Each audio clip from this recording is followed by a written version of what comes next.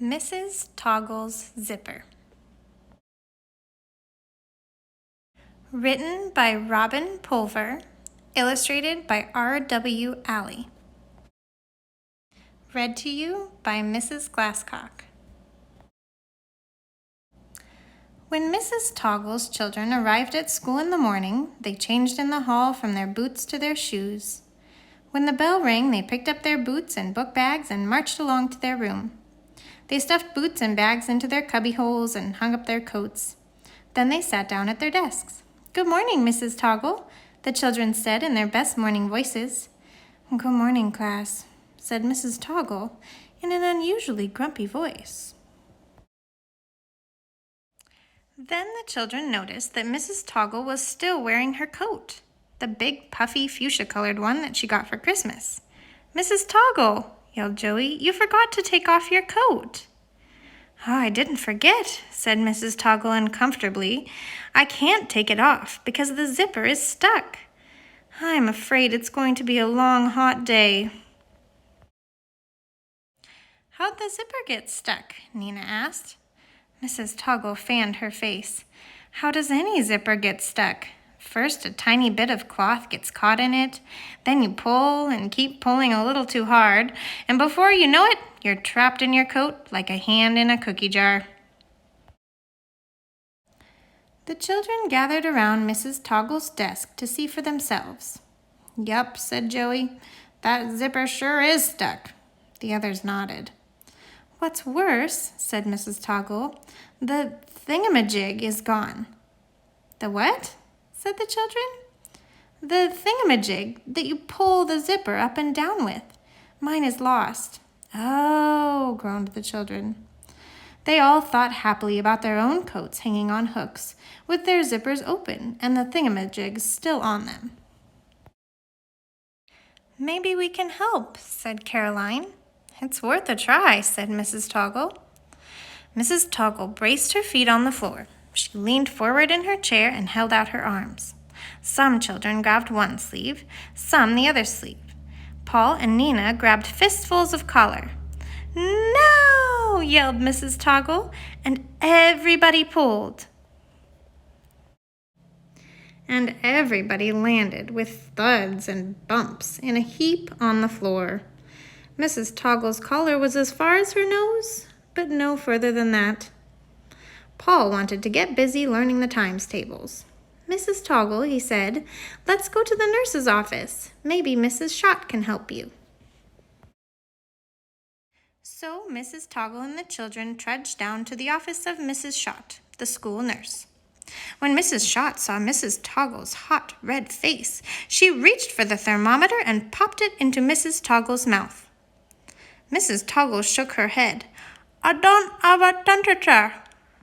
"Don't talk with a thermometer in your mouth," said Mrs. Schott sternly. "I'll telephone your mother." "I don't live with my mother," mumbled Mrs. Toggle. "Mouth closed," ordered Mrs. Schott. Nina spoke up. "She's not sick, and she doesn't live with her mother because she's a grown-up. Mrs. Toggle is hot because she can't get her coat off. The zipper's stuck, and the thingamajig is lost."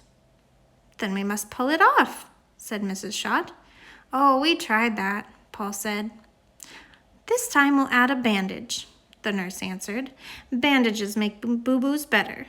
But first, Mrs. Toggle, you must take that thermometer out of your mouth." Mrs. Schott stuck a bandage on the zipper where the thingamajig was supposed to be. Then she pulled, and the children pulled, and they all ended up with thuds, bumps, and bangs on the floor of Mrs. Schott's office. Mrs. Toggle's collar was as far as her nose, but no further than that. Mrs. Schott shook her head. "I must call the principal. He'll know what to do with you." The principal, Mr. Stickler, left important matters on his desk to hurry to the nurse's office.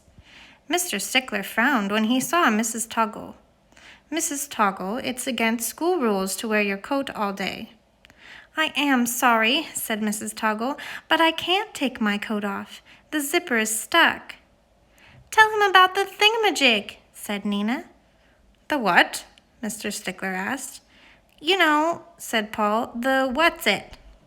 The doodad, said Caroline. The whatchamacallit, said Joey. The students are right, said Mrs. Toggle. The thingamajig is missing from my zipper. The principal frowned again. Mrs. Toggle, he said, in my job I have learned that if you want to get out of a tight spot, you must follow the rules. Pay attention, children, he said. Make 2 straight lines. One line, pull on the right arm. The other line, pull on the left. Mrs. Schott, you be responsible for the collar. I shall pull on Mrs. Toggle's feet. We tried that, said Joey. Pulling doesn't work, Nina agreed. Did you make straight lines? Asked Mr. Stickler. That's the rule. Stay in straight lines. Now, get ready, get set, pull! The children and Mrs. Schott pulled in one direction. Mr. Stickler pulled in the other direction. Mrs. Toggle tried to make herself small and wriggly, but with thuds, bumps, bangs, and a kerplop, they all ended up on the floor once more. Mrs. Toggle's collar was as far as her nose, but no further than that. Mr. Stickler said, enough of this. We don't want holes in the school floor just because of Mrs. Toggle's zipper. I'm calling the custodian. I'm afraid he'll have to cut this coat off. No, yelled the children, and Mrs. Toggle cried, never. The custodian, Mr. Abel, arrived wearing his big work apron. Tools bulged in every pocket. He looked at Mrs. Toggle in her coat. Is the building too cold for you? He asked kindly. Maybe the thermostat's off. I'll go check. Wait, said Mr. Stickler. See, said Caroline, Mrs. Toggle can't get her coat off because the zipper's stuck. Yes, the principal said, and there's a problem with the thingamajig. Mr. Abel listened carefully.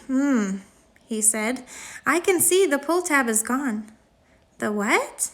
Said the children and Mrs. Toggle and the nurse and the principal all together. I said the pull tab's gone. Don't worry, I've seen worse. Mr. Abel pulled a pair of needle-nose pliers out of one huge apron pocket.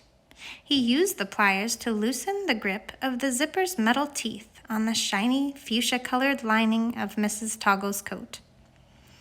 Gently, with his large fingers, Mr. Abel eased the lining away from the teeth.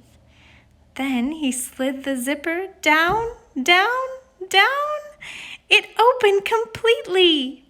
Mr. Abel helped Mrs. Toggle off with her coat. A happy smile spread over Mrs. Toggle's face. Mrs. Schott and Mr. Stickler and the children cheered. You should get a new pull tab for that zipper before you zip it up again, said the custodian. I surely will, Mr. Abel, said Mrs. Toggle. I am forever grateful to you. The principal went back to important matters. Mrs. Schott rushed off to check a child for chickenpox. Mrs. Toggle and the children traipsed back to their room to tackle the times tables. Mr. Abel pulled a small pad from his huge apron pocket and wrote himself a reminder. Remember to look up thingamajig in the dictionary.